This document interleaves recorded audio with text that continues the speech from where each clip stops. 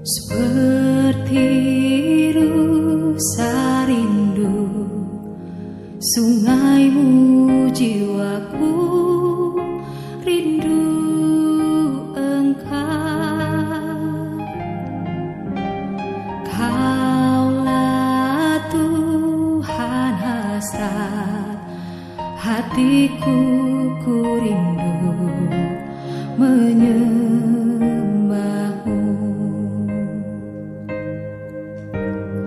Engkau kekuatan dan perisaiku, kepadamu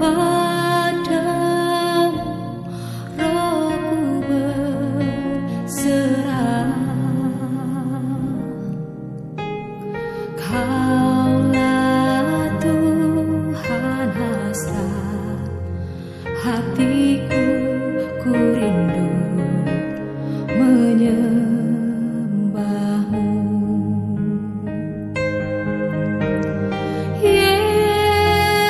Yesus, Yesus, Kau berarti bagiku. Yesus, Yesus, Kau segalanya bagiku.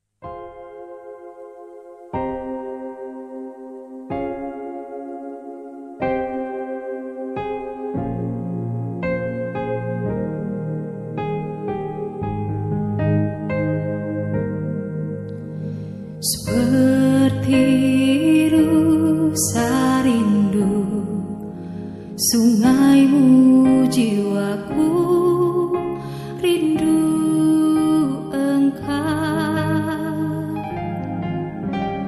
Kaulah Tuhan hasrat hatiku, ku rindu menyembahmu.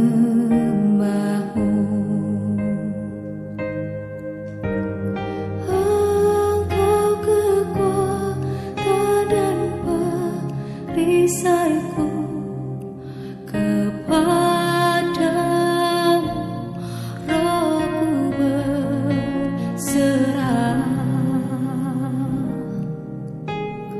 Kaulah Tuhan hasrat hatiku, ku rindu menyembah. Firman Tuhan, saudara-saudara yang terkasih, saya mempersiapkan khotbah ini sudah dari beberapa hari lalu, dan saya bingung mau khotbah tentang apa, karena di sini kita sering sudah mendengar khotbah tentang bangsa Israel, tentang masalah-masalah yang diselesaikan, tentang perumpamaan yang diberikan oleh Yesus. Dan di pagi hari ini saya mau khotbah tentang perang, karena kita melihat dalam bagian ini perlengkapan rohani. Kalau ada perlengkapan berarti ada sesuatu yang terjadi. Nah, tema yang saya berikan supaya kita belajar di pagi hari ini yaitu hidup adalah suatu peperangan.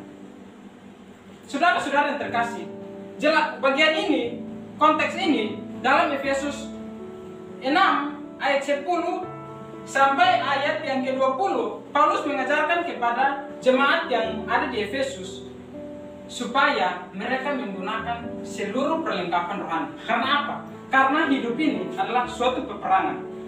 Saudara-saudara yang terkasih, bagian ini jelas bahwa hidup adalah suatu peperangan.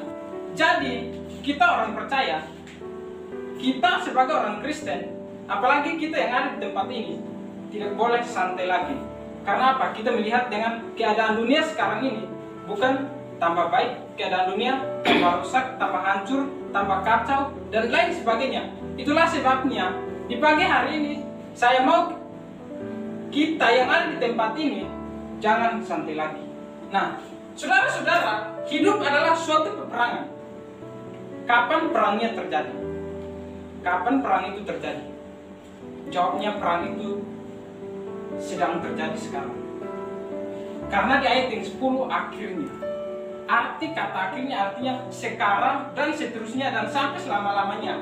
Dan di ayat yang ke-13, di ayat yang ke-13 juga di situ berkata bahwa ada kata hari yang jahat itu.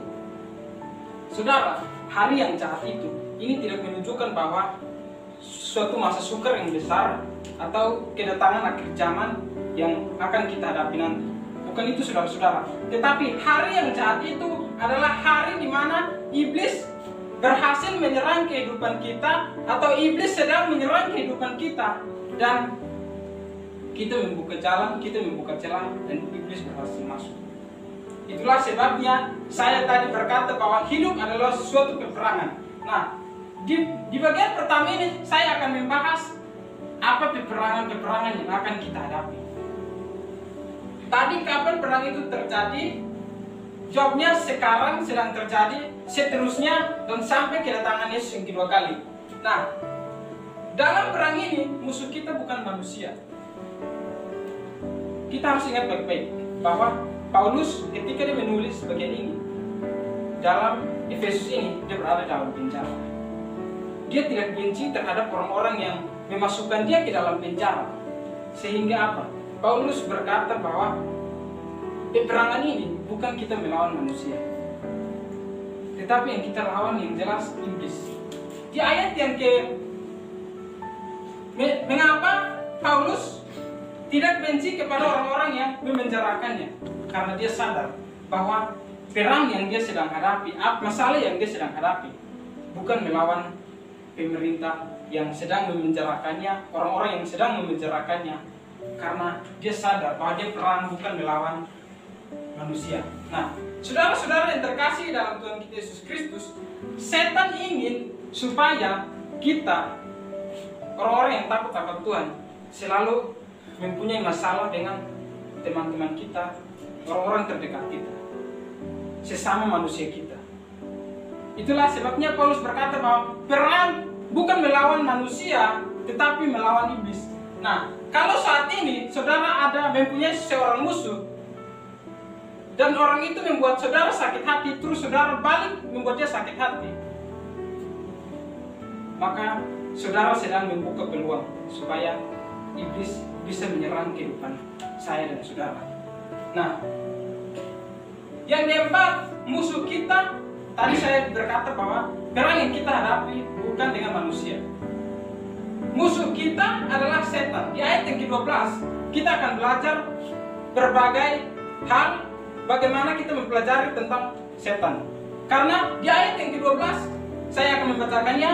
Karena perjuangan kita bukanlah melawan darah dan daging, tetapi melawan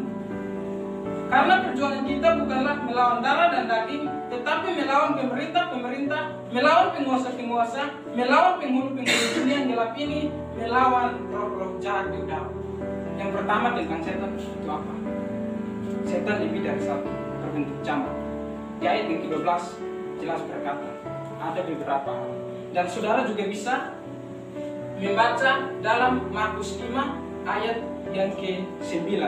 Di situ ketika Yesus menyembuhkan seorang yang kerasukan setan, Legion berkata bahwa dia bukan sendiri tetapi mereka banyak.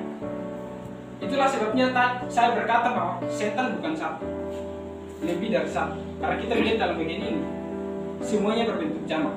Dan juga kedua tentang setan, yaitu setan itu kuat. Kita bisa melihat dari kata-kata pemerintah, penguasa, penghulu. Pemerintah bukan pemerintah seorang polisi, seorang tentara, atau seperti Jokowi, bukan saudara-saudara. Ini berbicara tentang penguasaannya. Seorang pemerintah mempunyai kekuasaan yang besar. Itulah sebabnya Paulus berkata bahwa melawan pemerintah, melawan penguasa, setan mempunyai kuasa yang besar. Sehingga Paulus bilang kepada mereka bahwa kenakanlah seluruh perlengkapan rohani. Nah, yang ketiga tentang setan, yaitu setan itu jahat. Karena ada kata-kata, karena di ayat yang ke-12 ada kata gelap dan roh-roh jahat. Yang jelas setan tidak pernah baik dengan siapapun. Setan selalu jahat. Yang diinginkan setan adalah supaya kita melakukan sesuatu terhadap dia. Nah, saya melihat sekarang karena corona, kebanyakan kita beribadah online. Nah, kalau di gereja kami, biasa kalau Roy WL, saya main musik, saya melihat bahwa WL menyanyi begitu setengah mati. Semuanya jemaatnya hanya duduk dan nonton. Semuanya seperti patung. Mereka tidak menyembah. WL-nya begitu berapi-api. Semuanya diam. Ketika firman Tuhan disampaikan, semuanya seperti patung juga. Semuanya seperti penonton. Nah, saudara-saudara, itu artinya kita sedang membuka peluang. Sedang membuka peluang supaya kita bisa masuk.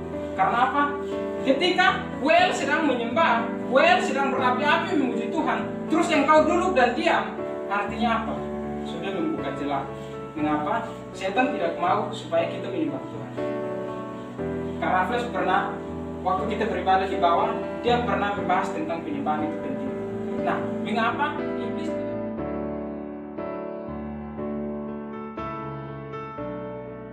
mau supaya kita juga menyembah Tuhan, duduk diam, terpaku seperti patung, supaya iblis juga pengen disembah.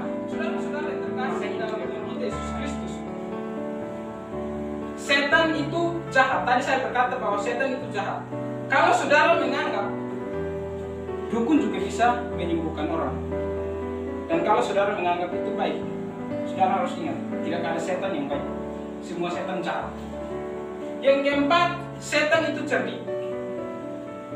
Kita bisa melihat dari ungkapan. Artinya apa? Setan itu cerdik. Kalau dia gagal dalam satu hal, dia akan melakukan satu hal lagi dan berbagai cara sampai dia bisa berhasil membuat kita jatuh dalam dosa. Nah, saudara-saudara, kalau kita menghadapi musuh seperti itu, bisakah kita menang? Itu yang menjadi pertanyaan. Kalau kita membaca dalam ayat yang ke-11 berkata bahwa kenakanlah seluruh perlengkapan senjata Allah supaya kamu dapat bertahan melawan tipu muslihat. Saudara-saudara, di ayat yang ke-11 berkata bahwa kenakanlah seluruh perlengkapan senjata Allah. Yang pertama, cara supaya kita menang, yaitu apa? Kita harus bersandar kepada Tuhan. Jika kita bisa menang, itu bukan berarti kita kuat, kita hebat, makanya kita bisa melawan setan. Di ayat yang ke-11 memang di ayat yang ke-10 memang di situ berkata bahwa hendaklah kamu kuat di dalam Tuhan. Hendaklah kamu kuat. Artinya suatu kata perintah supaya kita menjadi kuat pada Tuhan. Dan yang kedua, kita harus mempergunakan seluruh perlengkapan senjata Allah. Di ayat yang ke-11. Kalau kita harus mempergunakan seluruh perlengkapan senjata Allah, berarti ada senjata yang bukan dari Allah.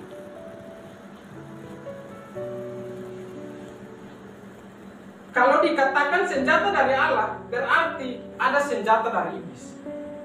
Ada senjata dari Allah, ada senjata dari iblis. Senjata dari iblis yang pertama, menghadapi setan dengan bertapa, mengucilkan diri sendiri.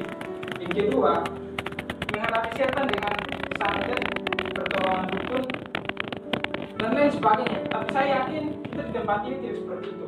Dan yang ketiga yaitu memberitakan Injil dengan langsung melayani pada saat itu pun. Tapi sudah berulang-ulang kali juga kami tolak. Bukan karena tidak mempunyai kesiapan diri, tetapi untuk memberitakan Injil kebenaran firman Tuhan. Bukan hanya langsung bangun berbicara begitu saja. Itu tadi senjata yang ketiga dari iblis. Dan saudara-saudara yang terkasih, tadi saya berkata bahwa ada senjata dari iblis.